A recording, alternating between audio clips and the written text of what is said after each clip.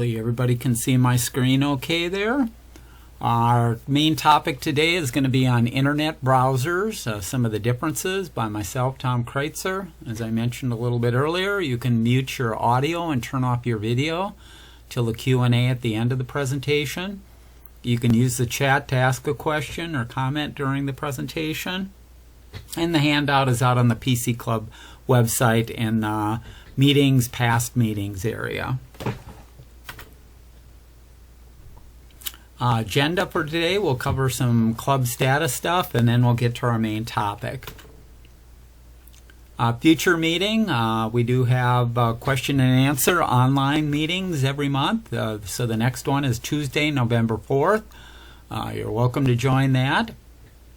The next general meeting will be November 19th, and that will be an option if you want to attend in 201 in the auditorium. And we'll also broadcast it online. That'll be our annual holiday party. We'll have free pizza, cookies, and water. And the main topic will be on buying tech equipment by myself. This is kind of our annual meeting there to get together. And we'll talk about popular gifts and holiday ideas and where to buy and how to check prices. The next MaxSig is Friday, October 24th, and no agenda is set yet, but they usually cover the current topics, new releases from Apple. So if you have an iPhone, an iPad, or an iMac, I'd recommend tuning in there, and you can share your information there. Officers for the club, Jim is our president, Linda is our vice president, Paul is our membership secretary. Andrew is now our treasurer. Chuck is our recording secretary. Mike leads the MaxSig. Paula, retired and used to be our treasurer. Now she's our director at large. My name's Tom Kreuzer. I'm the director at large, and some of the volunteers there. Members old and new, just a reminder to pay your dues to Paul Ebert. So he'll send out notices when your membership is expiring, or if you want to pay with a check or that. If you're going to be at the party in November, you can bring it there. But just a reminder, if you're changing your email, retiring, or you've just changed it, make sure and notify us, because that's how we keep in touch with everybody. Suggestions for topics, you can email your ideas for topics. You can talk to any of the board members. We're always looking for people to volunteer to present on some hardware or software that you may be using at work or at home. Or if you don't want to present, you can write a short or a long article for our monthly eBytes newsletter. Website, the link is sent with all these notices that we usually send. That has our past meetings and recordings with the handouts. So if you miss one or want to revisit a meeting, you can go out there. We have our deals section. We have our monthly eBytes newsletter. And there's the URL. We'll start off with a little silence for Windows 10. Windows 10 officially ended life yesterday, October 14th, 2025. Hopefully none of you are running Windows 10, or no friends and family who are running Windows 10. You shouldn't be running it. It's a dead operating system, and we've talked about buying new computers and things like that in the past. So if you've missed those, you can look at a past meeting there. Okay, let's get to our main topic today, which is internet browsers and their differences by myself, Tom Kreuzer. The main ones that we'll be covering are Google Chrome, Microsoft's Edge, Apple Safari, and Mozilla's Firefox. But there's literally thousands of other browsers that people use and we'll talk about some of those and how they might be used also. Okay, so we'll get into the internet browser differences, but just level setting a little bit. because I do run into people, believe it or not, that don't know what a browser is. And a browser is a piece of software application that allows users to retrieve, present, and traverse information resources on the World Wide Web or Internet. It translates and displays web pages written in HTML and also processes other web formats like CSS and JavaScript. Popular examples are Chrome, Firefox, Safari, and Edge. So a browser is one of the most important applications on any of your devices because it lets you display content from the internet. So whether it's your phone, a tablet, a laptop, a desktop, it's a key piece of software that most people are using every single day on these various devices. It's the main app or program used to access websites and their information. Although browsers and search engines are often used together, they are not the same thing, and you can use any search engine with any browser. So I often hear people confuse and say, well, the browser I use is Google. Well, Google Chrome is the browser. Google Search is a search. I can use Google Search on any browser in the world. Any of these thousands of other browsers, I can use that. Just as I can be using Google Chrome, and I can use the Microsoft search, which is called Bing. Or I can use any other search with any other browser. So browsers and search engines are, some of them have similar names, but they are separate and can be mixed and matched any way that you want. And we won't be talking about searches. We're going to be talking about browsers today. Every browser claims to be the best, but the fact is they're more alike than they are different. Pick the one that best fits your internet workflow and then fill in the gaps using third-party extensions or maybe a second or even a third browser. You can have multiple browsers, and in the old days you usually needed multiple browsers because some sites like your bank may only work with one browser, and if you wanted to use another site, it worked better with another browser. So it's not uncommon for people to have 2 to 3 to 4 browsers. Okay, let's talk about some of their differences there, or what browser might be best. And this comes from PC Magazine, and their explanation, they'll say the average PC user will be satisfied with Microsoft Edge, the Microsoft Edge browser.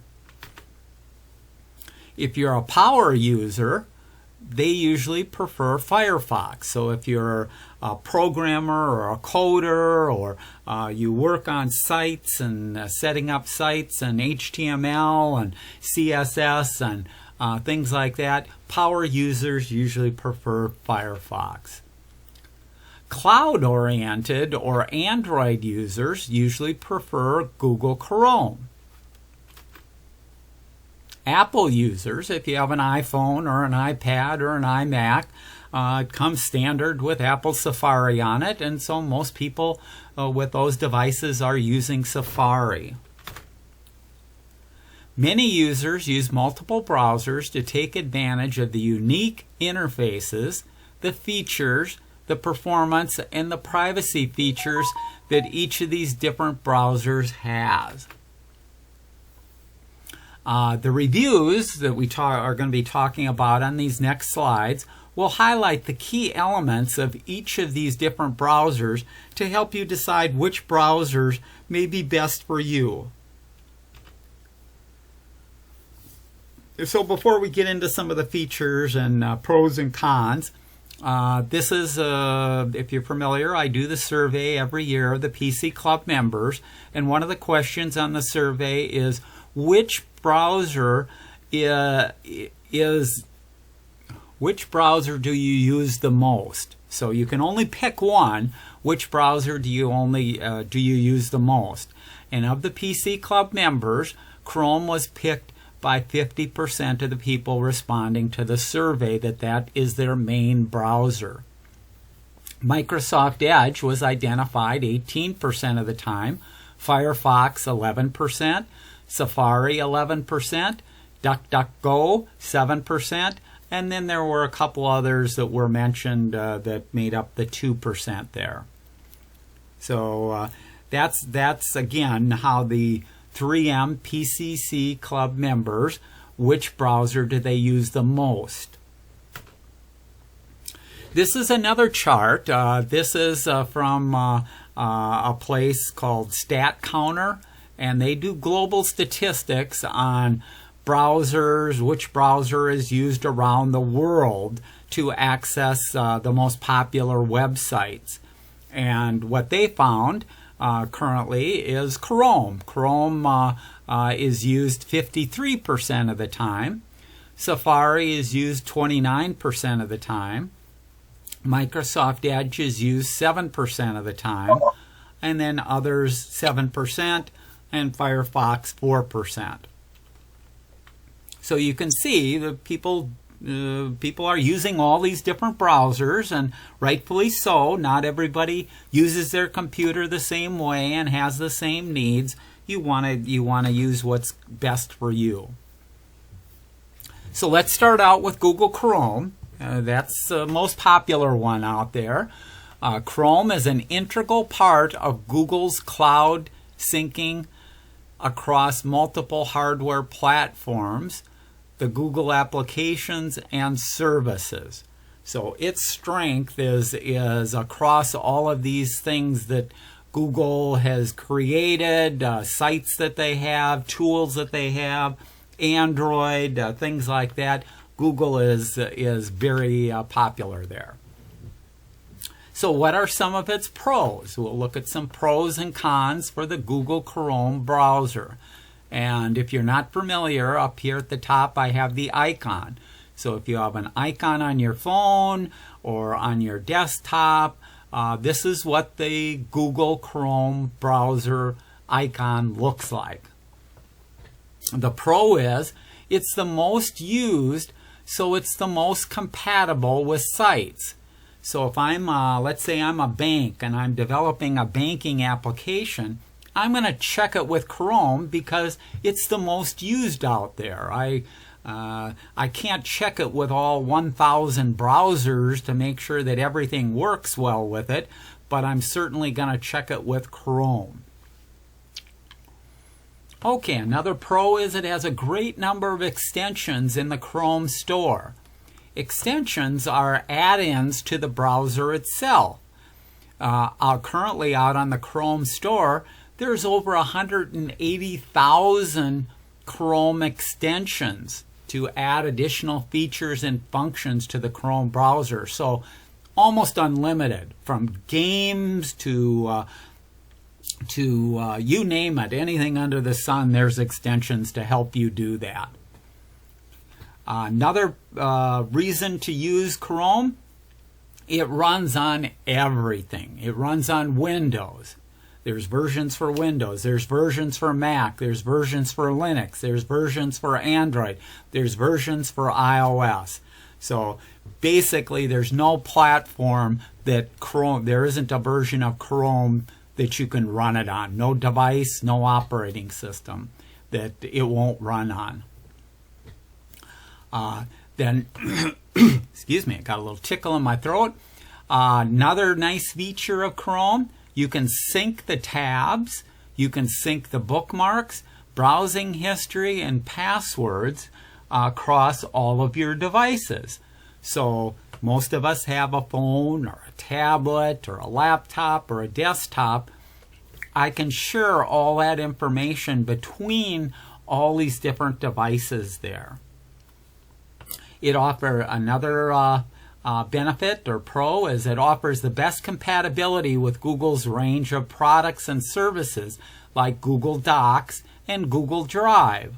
So Google Docs is a competitor of Microsoft for word processing, spreadsheets, and presentations. If you're using that, you probably want to use Google Chrome. Likewise, if you're using Google Drive, you may want to use Chrome also. Google has another powerful tool, Google Lens, for searching images on the web. It also has started incorporating artificial intelligence, AI-powered tools to help organize the tabs, to do reading, all kinds of things in there.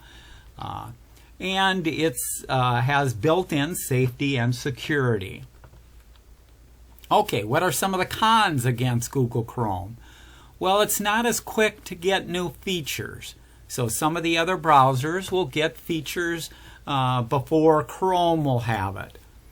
It has no built-in VPN, has no built-in cryptocurrency locker, has no built-in notes feature, no built-in screenshot tool, and reading mode. Actually, the reading mode they're just starting to do more with, and when I give a little demo at the end, I'll show some of that. It also has ad topics, site-suggested ads, and other built-in things that send info about you to advertisers unless you go in and turn off some of these features in Chrome. Because it's been around a long time and all kinds of things have been added, it uses more CPU and RAM than most of the other browsers. So it's gotten bloated over the years and a little bit slower than some of the other browsers. Okay, let's talk about Microsoft Edge. Edge was introduced in 2015 with Windows 10, and it replaced the old Microsoft browser, which is called Internet Explorer, or IE. IE had all kinds of problems, was slow, used a lot of memory, incompatible things, and so rather than continue to change Microsoft IE, Microsoft came out with a brand new browser and when they introduced Windows 10 in 2015. So it's been around 10 years now. So let's look at some of the pros. One of the pros is it's built on the same code base as Google Chrome. So both Chrome and Edge use this code that's called Chromium. That provides the majority of features and functions in the browser. So having that compatibility means that websites and everything that works for Chrome basically work for Microsoft Edge also. Now another pro, it runs on Windows, Mac, Android, and iOS. So the only platform that Microsoft Edge does not have a version for is Linux. But basically, compared to Chrome, it runs on all other devices except Linux devices. Because it's a relatively new program, 10 years old, it's best at disk usage, performance, and thrifty memory management. It offers the best compatibility with Microsoft's range of products and service like Office, so Word, Excel, and PowerPoint. If you're using the online versions and you're using Microsoft OneDrive cloud services, you want to be using Edge. It provides the best compatibility there. Microsoft has also built into it artificial intelligence using its Copilot AI. It can summarize a page, it can create an image or an essay, text, or a prompt, or you can find more info very easily.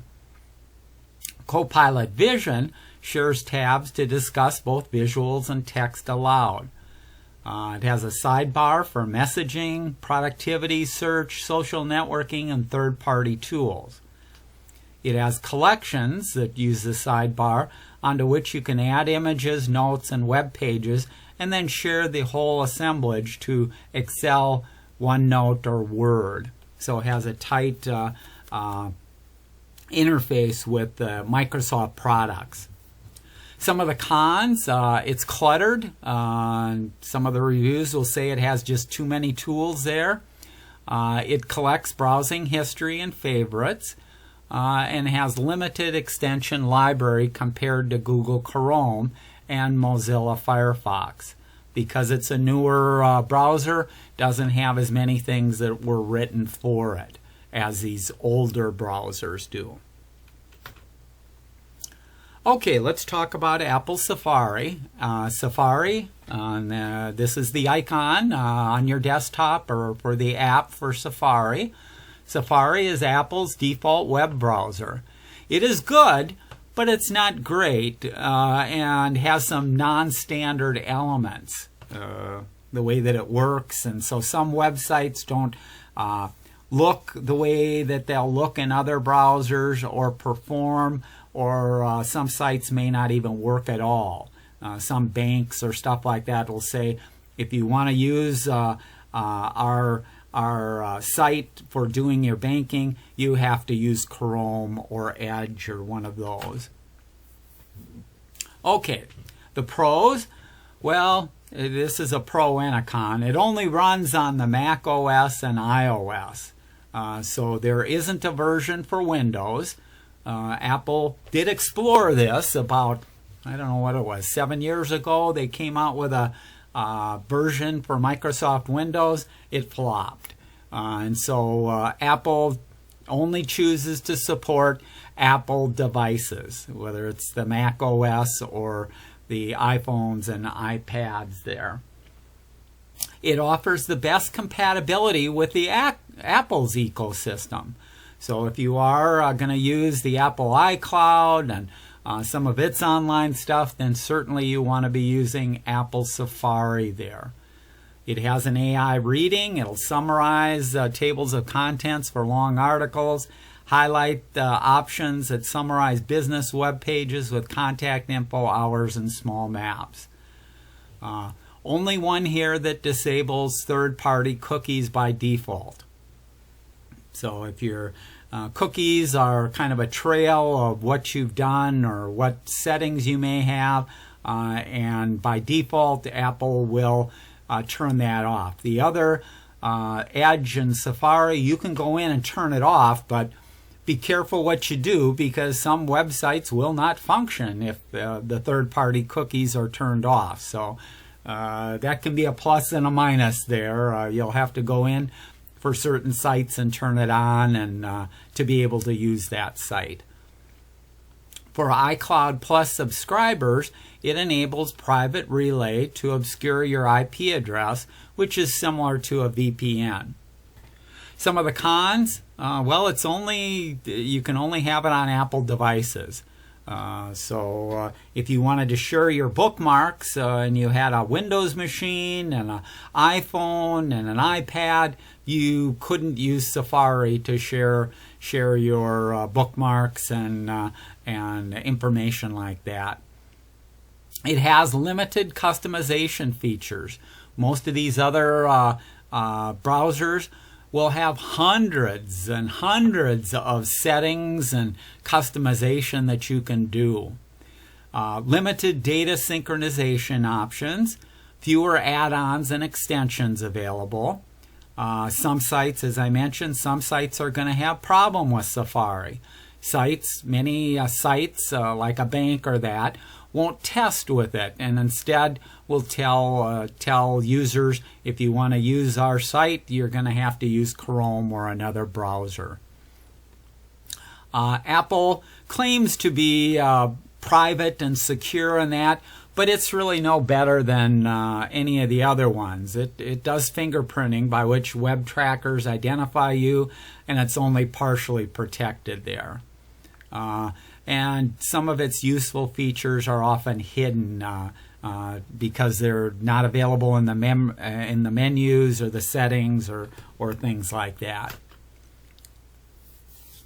Okay, let's take a look at another one, Mozilla Firefox, and this is a fox there. Firefox is an open source project from the nonprofit Mozilla Foundation. So it's been around a long time. Let's talk about some of the pros. It's the only major browser that's not from a giant tech company. So the big three that we've talked about so far, they're from Google, large company, Microsoft, large company, Apple, large company. So the previous three that we talked about are each owned by these giant tech companies. Mozilla is not. It's an open source project, and as such is, we'll talk about some of the other stuff here. It runs on Windows, Mac OS, Linux, Android, and iOS. So basically all the platforms and all the devices, it'll run on any of them. It's mostly openly developed, the most openly developed browser, so it's constantly getting features and functions that were added by other programmers and things, so it's got a lot of capabilities there. It's the most customizable of all the browsers. It has a PDF editing, and it has a Firefox view button. Some of the cons, I mentioned earlier, it's mostly used by developers and tech people. It is slower than the other browsers. It's put on a few pounds over the years. Sometimes the increased file size and memory requirements result in a sluggish and perhaps less stable experience on older systems. It runs fine on very fast CPU systems with lots of memory, and that's what developers or tech people tend to have, and that's what it's kind of written for. Okay, let's talk about a few of the browsers. Excuse me? If you can mute there, we'll save the questions till the end, if possible there, or you can put them in the chat there too. Okay, we'll talk about... Cable. Could you mute yourself? Okay, these are some of the browsers with less than 1% share of the market. Brave. Brave is a browser out there. It has integrated ad blocker, advanced tracking protection, and is optimized for speed. DuckDuckGo. It has a minimalist design, non-tracking policy, and streamlined browsing. Opera. It has a data saver mode, VPN options, and is feature rich. Thor. Thor is the best browser for privacy, but it has a poor reputation due to its association with the dark web. If you do want to go out to the dark web, you can't just use the Chrome browser. You do have to use a browser like Thor to hire your criminals and use your cryptocurrency and sell data that you stole. So the dark web has its own standards there. Vivaldi, lots of control over the look and layout, plus unique tab management and customization is possible. Okay, let's talk about some tips for browsers there. Within Chrome, you do have, and I'll demo some of this stuff in a little bit, Chrome you have an incognito mode, and in Microsoft you have an in-private browsing mode that can be turned on. This keeps your browsing session private by not saving your browsing history, the cookies, and the site data. It does not make you invisible. Your internet service provider, or ISP, your employer or school, and the websites that you visit can still see your activity. It's useful for browsing without others who use your device seeing what you've done, and for getting a fresh, untracked view of websites. So it does have its use. Sometimes you may have gone, let's say, out to the Pioneer Press or the Minneapolis paper, and it says you need to have a subscription. You've exceeded your free views.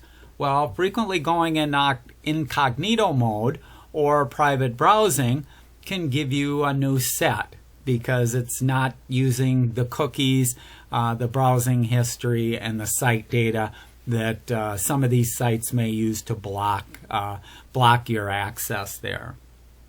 So incognito is kind of nice, and if you are sharing the computer with other people or using a public computer, that you can turn on incognito mode in Chrome or in private in the Microsoft Edge, and kind of make sure that you're not leaving a trail of stuff on that computer.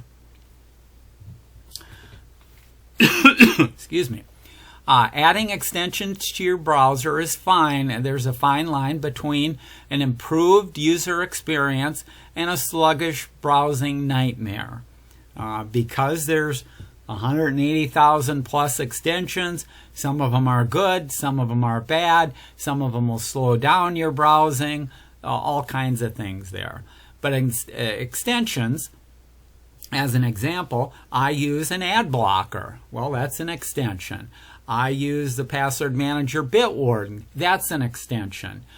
Some certain AI tools are also available as extensions. So extensions can give you additional features and functions in the browser there. You just have to be careful what you install, and you know, again, if it doesn't work out or slows it down too much, you can take them out too and turn them off. Okay, this is, I list here a couple of links.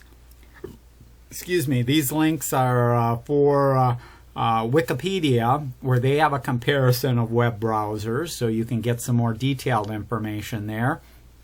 And this is another browser comparison to get a little more information there. So what do you use? Well, they're all free, so none of them charge. So for that matter, like we talked about earlier, you can install all of them. If your platform supports it, you can install on a Macintosh. I can have Chrome, I can have Edge, I can have Safari, I can have Firefox, and I can have any number of browsers. Try them all. Find the one that works best for what you're doing and that works on the device that you're doing it with. So we talked a little bit about this earlier. This is what PC Magazine is recommending. The average PC user, Microsoft Edge, power users, Firefox, cloud-oriented, Google Chrome, Apple users, Apple Safari, and then you possibly pick up one of these other browsers as a backup or a second browser there. Okay, let's do a little demo here. So I am going to close that or put that down. Down here on my taskbar, I do have Chrome down here. I don't currently have it open, so I'm going to click on it to open it up.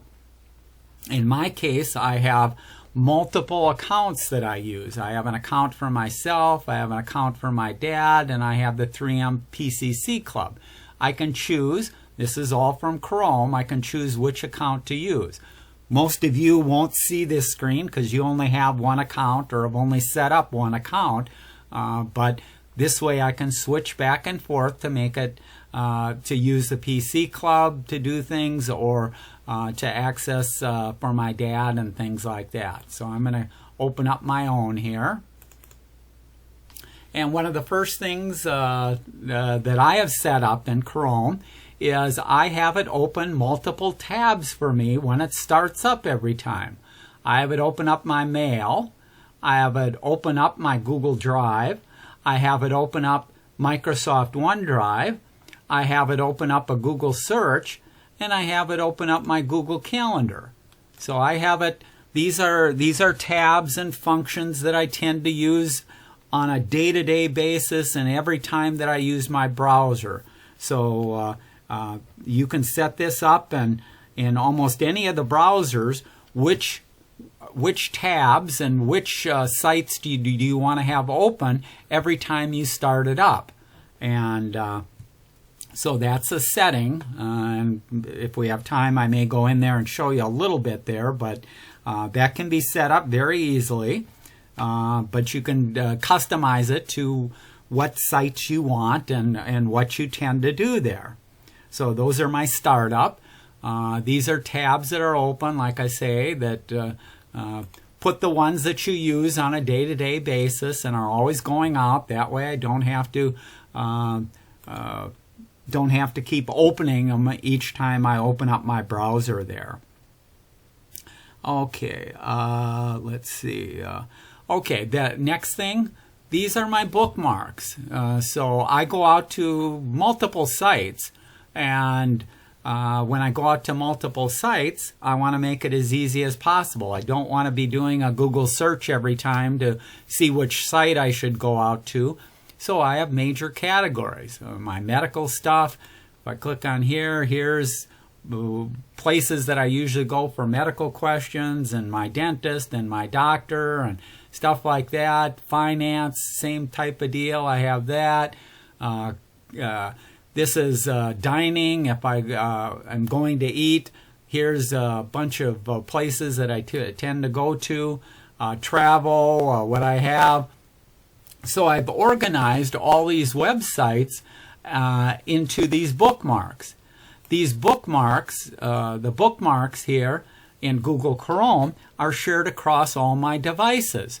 So if I add a new one, or I change something, or I want to get at my medical stuff on my phone, it's right there. It's shared. It's the same on my desktop, the same on my laptop, the same on my phone, the same on my Apple iPad.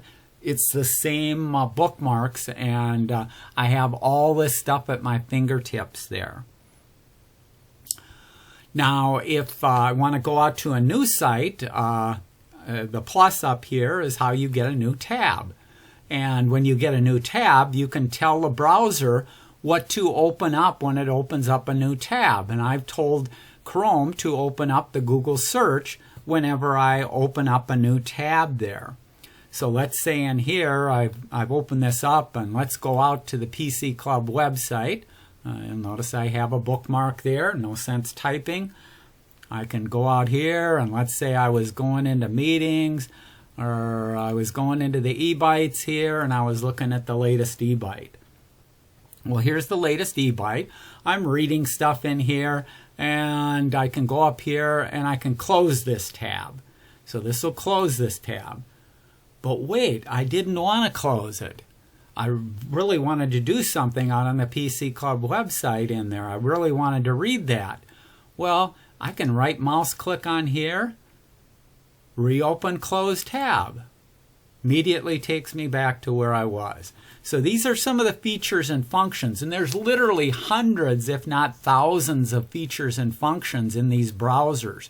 And the majority of people that I deal with have no idea of the capabilities that are out there that they just don't use, that could make their life so much easier. So that's an easy way if you accidentally close a tab or do things there. So you can do that. If I want to rearrange this stuff, I can drag and drop this. And so if I want this to be my first tab, there's my first tab just by dragging it. If I size my window here or move my window and I want this tab to be in its own window, I can drag it outside of here. Now I've got two windows. I can actually have Windows automatically size them, but I can have both of them up. I can rearrange the tabs. So I can do all kinds of things there. Let's pull this. I can pull it back into this browser here. Let's go up here and excuse me there. Let's go here. Let's put it back in here. So you can manage your tabs. You can rearrange things. These tabs themselves, I'm going to right mouse click on it. You'll see there's all kinds of options that I can do to this tab. I can add a new tab in here. I can reload it. I can duplicate it. I can pin it to the bar up here so it doesn't go away. I can mute this site. Another thing I can do is I can send it to my other devices. One click here, I can send it to my iPad, or I can send it to a laptop, or I can send it to my phone. Just one click and I can easily send it there. The other thing I can do is, let's see, so we can individually close the stuff here. So lots of things that we can do. Another thing I can do is I'm on this page and I realize, well, I'm giving a presentation now, so I can't read this page, but I do want to read it at a later time. I can right mouse click on here, and it's a case there of, let's see here, so I can send it, where is, let me go back up here, excuse me here. I'm not getting my page here.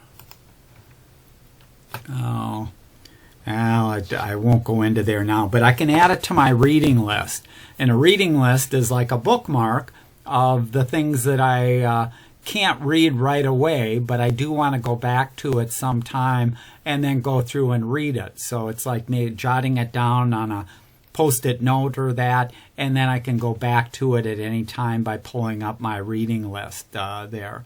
So you can see that at any time there. The other thing you have mentioned in here, let's go in here, and it's a case of, let's see, so this is reading mode. If you have, if you are lazy or 2025 October ebites.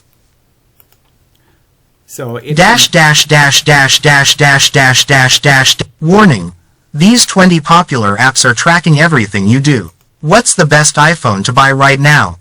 Gemini arrives in Chrome. So you can have it read the page for you, and it'll read it, and I can change fonts, I can do things there. That's all with reading mode that you have available. Let's see. If I wanted more information on something, the other thing that I can do here is, okay, Gemini is arriving in Chrome. If I want more information on Gemini or want to do a search, I can right mouse click on here, and you'll see I have a bunch of options here. One of which is search Google for Gemini arrives in Chrome. That'll open up a new window, does a Google search, and using the words there. So I didn't have to write it down, I didn't have to re-enter it. I could just use that to quickly find out some more information about this particular subject or what was going on. Okay, let's do this. I'm going to go here. Let's find another feature. One of the features, let's take a look at, this is from the PC Club celebration there. One of the things I can do is, let's say I was looking at this photo here, and I wasn't sure what this thing was here. I can right mouse click on here, and I can say search with Google Lens. And it's a case there of what I can do is I can come here, I can highlight an area, and I can say, tell me what this is. And it's telling me what this is. So the image shows a Roku Express streaming device. It'll show prices, it'll show links to sites. So I can quickly take an image from any web page. Doesn't have to be a photo. If it's any web page that I'm on and I want more information, I can get more information. So it's a lot of power there that we have. Let's go back here. And so you can look up anything on any web page at any time there. Okay, let's close that. So in Google, these three dots up here give me all kinds of options here. I can open up that incognito browsing if I wanted to do that, where I didn't want to be traced. This is how I do that. I open up a separate window, and now I've gone incognito. My browsing history, my cookies, those aren't being saved. So I could go out to websites and I could do things kind of incognito. So here's a bunch of different options too. You can manage your bookmarks. You can export them. You can import them from one browser to another browser. So you can do things like that. You can change. If the font's too small, I can increase things to make it more readable here. I can do things like that. I can also get to the settings. Let me go back here. Let's go back here. If we go to extensions, I can manage extensions. Well, these are the 3 extensions I currently have installed, but I could load any of 180,000 other extensions there. So you have things like that. This is the settings. There's hundreds of settings in here where you can customize how Chrome looks and acts and stuff like that. So here's one on startup. When it starts up, what pages do you want Google to start with?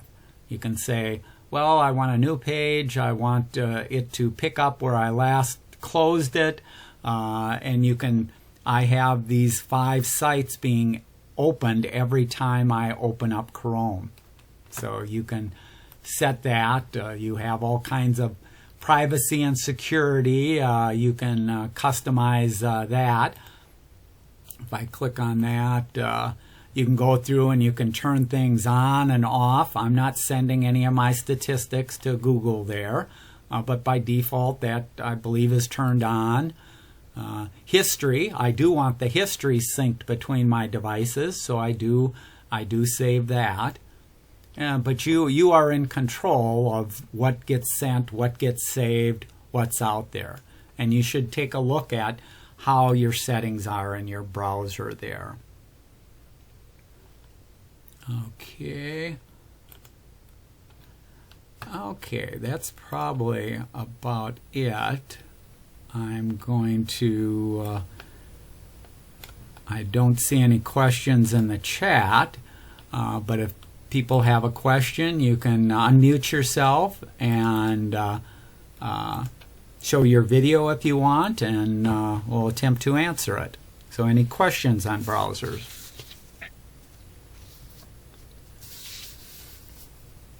Say, Tom, this is John Stocko speaking. I had a friend that just upgraded from Windows 10 to Windows 11, and most things seemed to go okay, but all of a sudden she could not access her Gmail. I don't think that the 2 things are related at all, but just listening to your presentation, maybe could she try to open Gmail on a different browser than Chrome? I think she uses Chrome all the time. Yeah, what she should do on Chrome is if she goes out and she can either search for Google or just type in www.gmail.com. If she's not logged in, it will ask her to log in. Chances are, if she installed Windows or upgraded to Windows 11, you do have to log in. You do have to put your Google account and your Google password in one time in Chrome there. Then it'll remember that next time you go out to Gmail.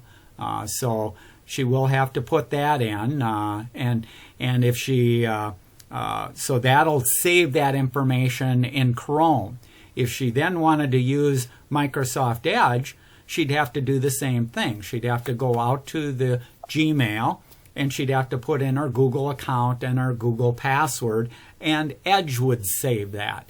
So what people forget is they've been using Windows 10 for 10 years and they never had to put in their account and password. And they just assume that whenever they go out, it automatically connects. No, you have to log in. You have no cookies, you have no history, you have no account, you have no password. You have to set that. So that's what's happening there. It was pretty hard explaining over the phone what was going on. So your presentation maybe helped a little bit, that I can refer her to that. One more question. You mentioned that Firefox has the ability to edit PDF files. So if I have a PDF file and I want to make an edit, I should open that with Firefox. Is that right? There's 1,000 ways to edit a PDF. There's software out there. There's sites out there.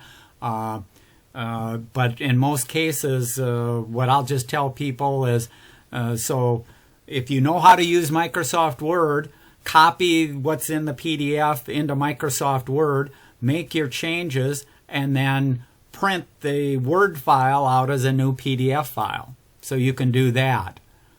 Okay. That lets you completely edit it, change it any way that you want, do things. So there's literally hundreds, if not thousands, of free options there to be able to edit or change a PDF there.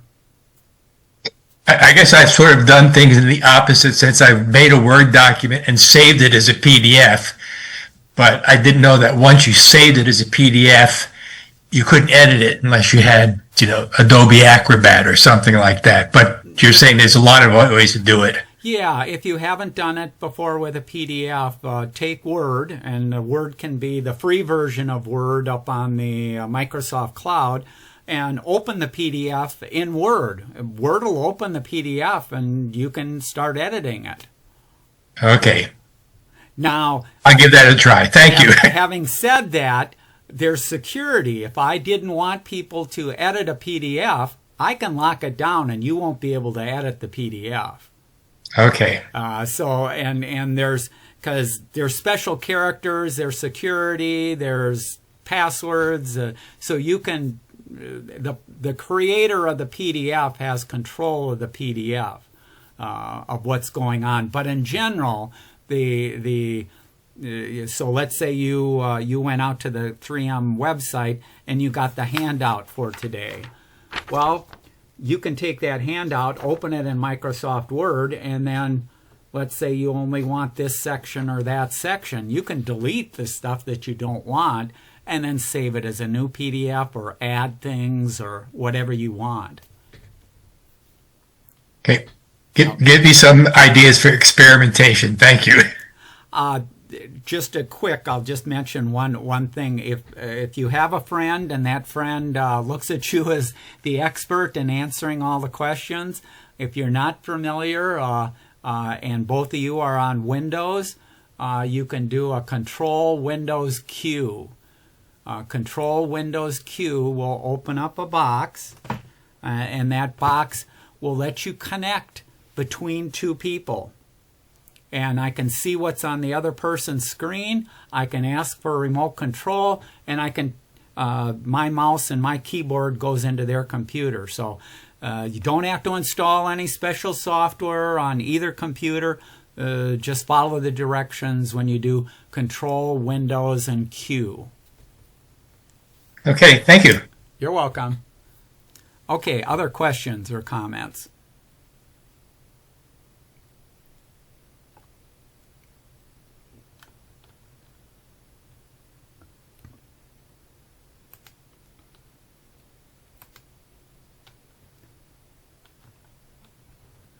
Yeah, lots of browsers out there, and like I mentioned earlier, people will confuse a browser with a search engine, and most of the major browsers also have their own search engines, but the search engine really is independent of the browser. I can use the Google search in Safari, I can use the Google search in Microsoft Edge, so you can mix and match your search engine with whatever browser you're using there.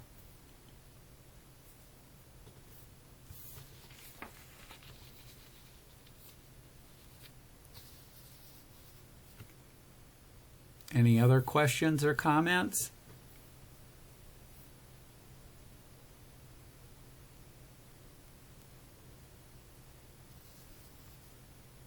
And, like the statistic showed, Chrome is usually your best one to have that either as your primary browser or your secondary browser, because most of the websites, most of the companies have tested their sites and that with Google Chrome, so you're kind of assured that it'll work there and things like that. You used to have more incompatibilities between the browsers because there were plugins to support playing videos and things like that, and some of those plugins were more susceptible to hackers or viruses, and so Apple, as an example, would not support a number of common plugins, which meant that the Apple Safari browser would not work on maybe half of the sites that were out there were using some of these capabilities. But now things have changed a little bit, and Safari will work on most of the sites. However, if you do have a problem, that's why you want to have a second browser like a Chrome to be able to use that to try that in there. And the ability to sync the bookmarks and pick up where you left off on another device, things like that can make it really easy to work with them too. Okay, any final question or comment? Okay, well, thanks for joining. The invitation for the November pizza meeting will probably be going out in another week or so. And even though it's free, you'll have to reply with what type of pizza that you want, and just so that we have a head count and can get you into the building. And this will be held at Building 201, so it's not at the building that we have been in the past.